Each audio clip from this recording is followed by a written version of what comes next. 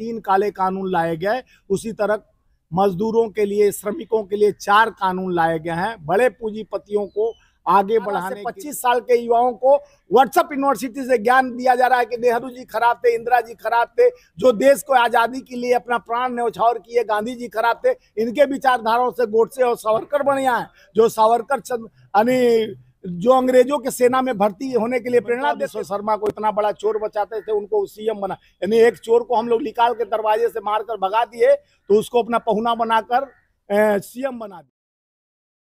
बिना मजदूर का कोई निर्माण कार्य नहीं हो सकता। ये जितने कैमरा हैं, मोबाइल हैं, या चाहे जो भी टेक्नोलॉजी है, ये मजदूरों के बदौलत ही दिखता है।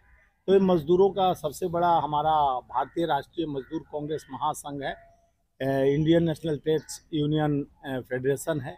ये देश के उस 60% आबादी का लक्ष्य लेकर, जिसको आतताइयों ने 2020 में जिस तरह से कोरोना काल में असंगठित संगठित मजदूरों को पद से पैदल जाने पर मजबूर कर दिया, जिसमें मौत इतने हुए, श्रम और रोजगार मंत्रालय से निरंतर पूछा गया कि उसका आप आंकड़ा बताइए, तो एनडीए सरकार का मतलब होता है नहीं डाटा हमारे पास, हाँ, एनडीए का मतलब नहीं डाटा हमारे पास, एनडीए नहीं डाटा हमारे पास।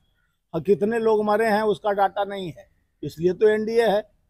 हम वही बताएंगे जो हम खा जाएंगे और किसी को नहीं बताएंगे। कहते हैं हम खाते हैं ना खाने देते हैं, और जब खाते हो तो किसी को बताते नहीं हो, तो आप ही खाते हो, आप ही का सरकार है, आप ही सत्ता चला रहे हो, आप ही पीठ थपथपा रहे हो।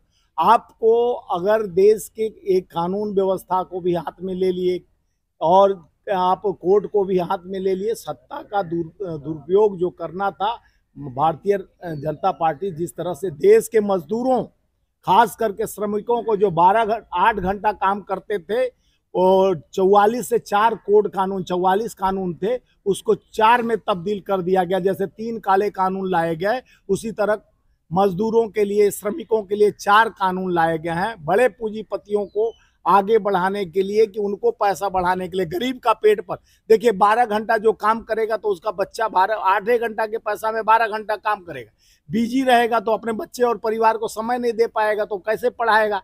उसका सोच भारतीय जनता पार्टी और मोदी जी का सोच है कि मजदूर का लड़का मजदूर रहे, वो कभी इंजीनियर डॉक्टर बनेगा तो नौकरी मांगेगा।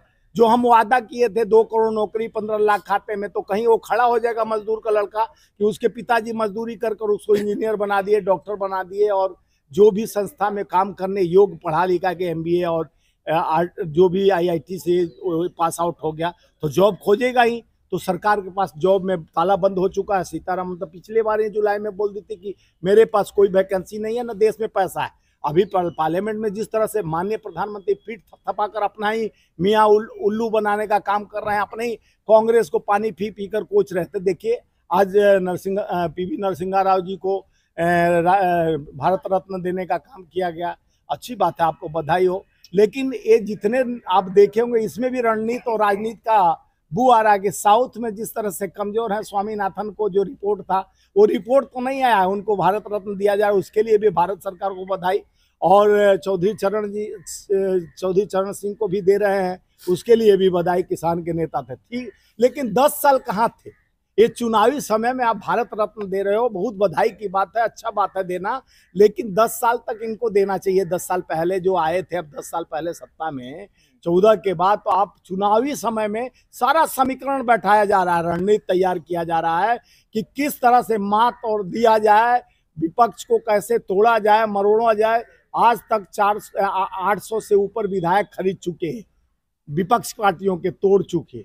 संगठन के कई MP और मंत्रियों को लेकर कहते थे कांग्रेस मुक्त बनाएंगे, पूरे हेमंतवा बिश्व शर्मा को इतना बड़ा चोर बचाते थे, उनको सीएम बना, यानी एक चोर को हम लोग निकाल के दरवाजे से मारकर भगा दिए तो उसको अपना पहुना बनाकर CM बना दिए। तो ये सरकार कहती कुछ और करती कुछ है। जिस तरह से प्रधानमंत्री निरंतर, नेहरू जी, यानी इनका काम है कि हिस्ट्री को खत्म, इतिहास को खत्म कर दो, यानी इतिहास नहीं रहेगा, ना युवा पूछेगा। आज का इतिहास बताएंगे कि 2014 के बाद पहले बनमानुस रहते थे, कपड़े नहीं पहनते थे, आदमी नंगे घूमता था।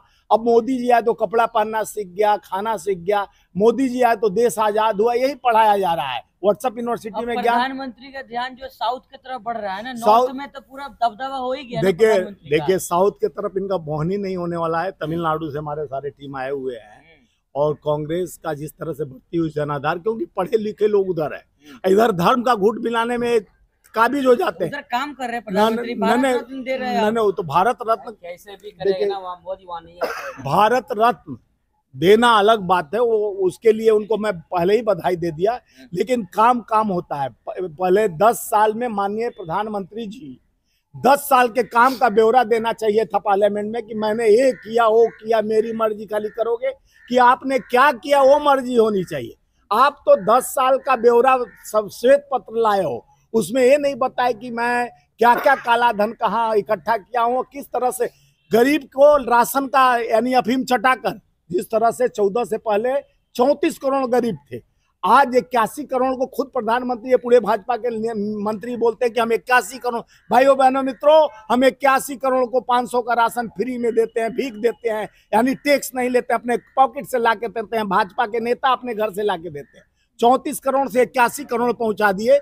और देश का लघु उद्योग से लेके जिस तरह से मेक इन इंडिया की बात कहे, वो क्यों नहीं 350 स्मार्ट सिटी का बात कहे थे आप लोग के सामने। स्मार्ट सिटी में एक भी स्मार्ट सिटी नहीं बना, गांव गोद में लिया गया हो, तो ये मुद्दा बताना चाहिए प्रधानमंत्री को। श्वेत पत्र लाए हो तो कितने 205 लाख करोड़ अर्थ स्थिति बता रहे हो कि मेरा इकोनॉमिक 5वीं पर पहुंच गया, कांग्रेस के समय पर 14, तो 14 से पहले कितना था, जहां सुई नहीं बनता था मिसाइल बना, जहां हम लोग IIT IIM इसरो और ऐसे संस्थान नहीं खोलते तो चांद तक कैसे पहुंचते। अगर मंदिर ही खोलकर विकास किया होता नेहरू जी ने, इंदिरा जी ने, राजीव जी ने, जो आज मोबाइल सबके हाथों में है, कंप्यूटर है, टेक्नोलॉजी ये आया है, तो राजीव जी का सोच 18 साल के युवाओं को वोट देने का अधिकार, राजीव जी का पंचायती राज को मजबूत करने के लिए राजीव जी का सोच, ये सोच नहीं लाते तो खाली मंदिर बताते और टीका लगाते और उसके बाद फूल माला और लचीदाना का दुकान 400 पार कर रहे हैं। वो देखिए मजदूरों की बात कर रहे हैं, बीजेपी बोल रही है कि हम इजराइल लेबर को भेज रहे हैं।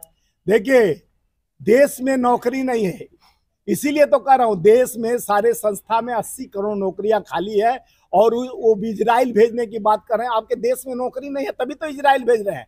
आपको कहते हैं हम सबको बेरोजगार, सबको सुख में कर दिए हैं, अपने बोल रहे हैं कि मैं इतना बड़ा डंका पीट रहे हैं। देखिए एक शंख होता है जो हम लोग बजाते हैं, एक डपर शंख है, बिना बजाए बजने लगता है, तो उस प्रकार का डपर शंख बज रहा है जिससे देश के लोक कल्याण नहीं होने वाला। देश की व्यवस्था और नौकरशाही शासन जिस तरह से चल रहा है, जिस तरह से ईडी, इनकम टैक्स, CBI से डराकर विपक्ष को वोट का अधिकार बनाने का कोशिश किया जा रहा है। 18 से 25 साल के युवाओं को व्हाट्सएप यूनिवर्सिटी से ज्ञान दिया जा रहा है कि नेहरू जी खराब थे, इंदिरा जी खराब थे, जो देश को आजादी के लिए अपना प्राण न्यौछावर किए, गांधी जी खराब थे, इनके विचारधाराओं से गोडसे और सावरकर बढ़िया है। जो सावरकर यानी जो अंग्रेजों के सेना में भर्ती होने के लिए प्रेरणा देते थे, जो गांधी जी के विचार, सबसे बड़ा राम भक्त के विचारधाराओं को खत्म करने का कोशिश, मारने का काम किया गया, तो RSS के नाथूराम गोडसे द्वारा आज देश को जिस तरह से धर्म के, किसी भी देश में देखे होंगे कि धर्म के नाम पर वोट नहीं मांगा जाता है। एक भारत है जो राम के नाम पर वोट एक पार्टी मांगती है, भगवान के नाम पे वोट मांगती है, सेना के नाम पे वोट मांगती है। सेना के 42 शहादत के बाद भी वोट मांगना शुरू कर दी। ये देश का दुर्भाग्य है कि ऐसे लोगों को हम लोग सत्ता में लाते हैं जो धीरे धीरे देश को पूंजीपतियों के हाथ में देकर कहता है देश बहुत, सब हम सुखी, पूरा देश सुखी। राहुल जी पूरे देश का, पूरे भारत का भ्रमण करते हैं, भारत जोड़ो अभियान चलाया उन्होंने कई महीनों तक। क्या लगता है कि मतलब कि इस बार चुनाव में कुछ वो उसका निष्कर्ष निकलेगा? देखिए भारत जोड़ो न्याय यात्रा 5 तथ्यों को लेकर आगे बढ़े हैं। महिला सुरक्षा, जिस तरह से प्रधानमंत्री कहते हैं बेटी बचाओ बेटी पढ़ाओ, फिर उन लगता है कि भाजपा से बेटी बचाओ, उनके IIT सेल के बच्चे बनारस में जिस तरह से रेप करते हैं बंदूक के नोक पर, और वहां पर देखे होंगे सिंगर विधायक, रामदुलार विधायक, चिन्मयी आनंद और मणिपुर कांड और विभूषण कांड, ये सारे लोगों को अपना गोद में बैठाते हैं। तो भाजपा की नीति महिला सुरक्षा और मजदूरों श्रमिकों के लिए न्याय की लड़ाई और किसानों के लिए न्याय की लड़ाई, ये 5 जो हमारे न्याय यात्रा के तहत देश के लोकतंत्र को मजबूत करने के लिए राहुल गांधी जी ने जो एक छोर से दूसरे छोर तक पहुंचने का काम किए हैं। आज देश के लोक कल्याण को मजबूत करने के लिए नेहरू जी के भावनाओं को, इंदिरा जी के भावनाओं को हाथ पहुंचाने की कोशिश। चुनाव में क्या ये पंच चल सकता है क्या? पंच तो राहुल जी न्याय के लिए लड़ रहे हैं। न्याय जो चाहेगा, देश में नौकरी चाहेगा, महिला का सुरक्षा चाहेगा, किसान को दुगनी, हम लोग कहते नहीं करते हैं। ये 22 में कहे थे कि दुगनी आय करूंगा किसानों का, पूछिए जाकर भाजपा के नेता को दुगनी आय हुई क्या? अब 47 का सपना दिखाते हैं। इधर उधर की बात न कर, बता तेरी कारवा कहाँ लुटी। 22 तो किए नहीं, 47 का सपना दिखा रहे हैं। ये भारतीय जनता पार्टी का कूटनीति और राजनीति देश को जिस तरह से धरातल के अंत में लेकर जा रहा है, अपने पुराने मकान पे लाल पेंट लगाकर, लिपस्टिक लगाकर अपने को चमकाने की कोशिश की जा रही है। अपने मियां मुट्ठी बनने का काम प्रधानमंत्री करते हैं। बड़े बड़े डफरसंग फेल कर दिए। इतने बड़े कलाकार, इनको विश्व रत्न अवार्ड देना चाहिए। और इनके कलाकारी से देश नहीं चलता है। देश बेरोजगारी के उस चौराहे पर खड़ा है जब लचीदाना और फूल बेचने के लिए, बेटर का काम करने के लिए आज युवा PhD MA और BEd कर शिक्षक बनना चाहिए, एजुकेशन को मजबूत करना चाहिए। तो वहाँ बेटर का नौकरी देने के लिए अयोध्या धाम खुल गया। चलो भैया बेटर का नौकरी ले लो, लाचीदाना बेचो, फूल बेचो, ये भी तो रोजगार है। या तो कुल्हड़ बनाओ, चाहे पकौड़ा तलो, ये रोजगार है। मोदी जी जो अपना देते हैं कि यही रोजगार है। हम रोजगार को कहते हैं 80 करोड़ जो पद खाली है, जिसमें 9,27,000 पद आप भरे, जिसमें 7 लाख RSS भाजपा के लोगों को आप बैठा दिए। तो देश के लोकतंत्र को मजबूत करना है तो न्याय की लड़ाई राहुल गांधी जी लड़ रहे हैं। उस न्याय की लड़ाई के साथ देश के उस युवाओं को आगे बढ़ना चाहिए जिनको इन्होंने भ्रमित कर नौकरी नहीं दिया, जो अपना जाल और जमाल बैठाकर जिस तरह से लोकतंत्र की हत्या करने और संविधान को कमजोर करने